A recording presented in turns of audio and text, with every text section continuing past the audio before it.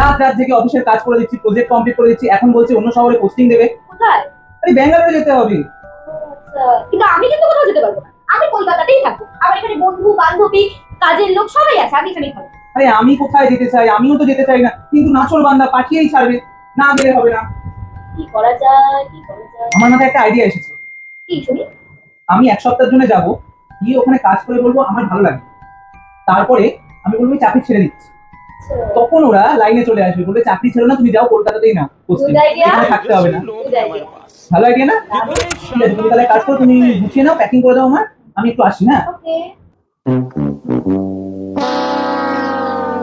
হ্যাঁ, হ্যালো রাহুলদা। হ্যাঁ, ও তো আমাকে বলে গেল গোয়া যাওয়ার ব্যাপারে। তো আমি প্যাকিং করছিলাম, তো শুনছি গোয়াতে খুব গরম কি? হ্যাঁ, তাহলে আমি সেভাবে প্যাকিং করতে হবে। আচ্ছা, ওকে, শোনো তো, থ্যাংক ইউ, থ্যাংক ইউ। কি গো, এখনো প্যাকিং করোনি, কি করছো? কি করবো মানে? ওই তো রাহুলদাকে একটু ফোন করলাম, বলতে খুব গরম, প্যাকিং করার জন্য তো ফোন করেছিলাম। গরম তো আছে।